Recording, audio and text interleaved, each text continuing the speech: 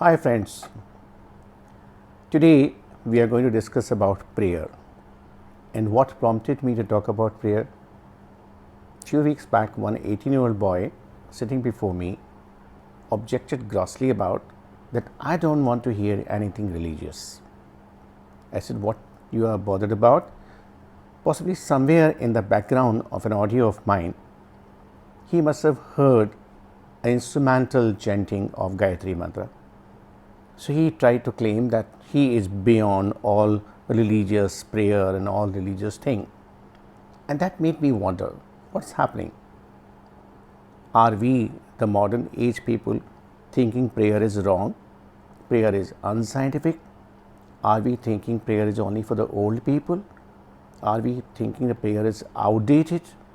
Are we thinking the prayer used to be done by the tribal people or people who were living in the Ramraj or in the Krishna's time? Far from it. That's what motivated me to talk about the scientific aspect of prayer. Are you willing to learn something about the scientific aspect of prayer? I did extensive study and extensive research on this topic. So today I'm going to share a few points with you.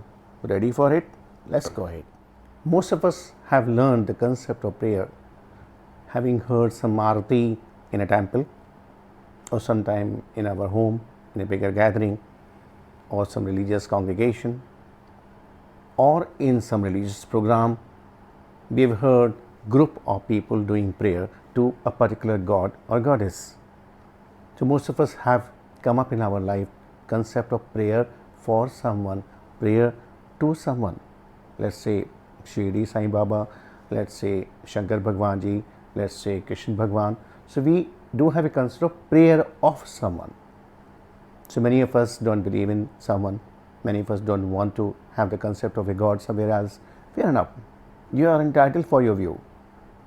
But the prayer, much more than for being for some God or goddess, is a scientific process of elevating you. There is no God somewhere who is waiting for our prayer. Shankar Bhagwan Ji or Shirdi Sai Baba or Krishna Bhagwan Ji, they are not waiting for us to pray for them. And in no way our prayer is going to help them. It was indeed a scientific process that we have to elevate our consciousness, our being to a level when we can help ourselves. All of us know that our mind gets attached with so many things. Whatever happens around us, every event, every painful event, every pleasant events, and everything whatever happened around us, mind retain, and mind keep on accumulating it, and mind keep on feeling that I have achieved this, I have done this, I have suffered this, I have undergone this pain. So mind keep on pulling us down to this worldly matters, and mind keep us pulling it down, immerse into the sorrows, the ocean of sorrows. So most of the people are miserable. So do you think that nature or some divine power would have allowed us to continue being sorrowful or being miserable? There has to be a remedy for it. So there's a remedy was the prayer. That when you do prayer not for someone, you become prayerful. You become full of prayer. You become full of an attitude of gratitude. You become full of a sense of devotion to some higher power.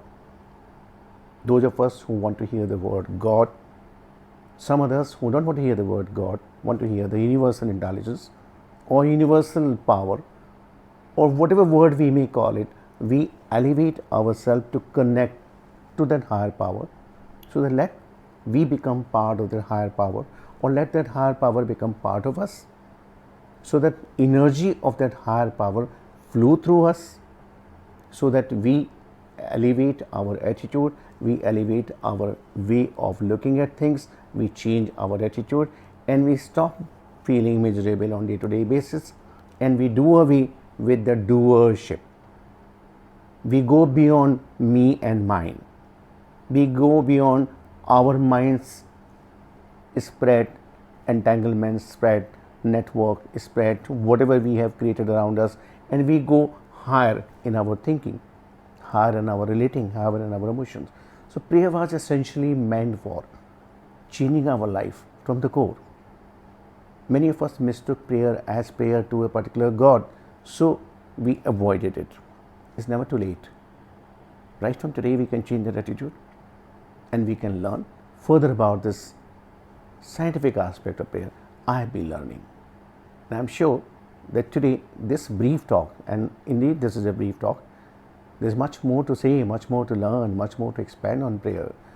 This brief talk would certainly motivate you to think more, to read more, to learn more, and to implement more about prayer. So wish you all the best. I'm sure the moment you learn prayer and do prayer prayerfully, happily, joyfully, not only your life would change, everyone around you would find you a happier person, a healthier person. Wish you all the best.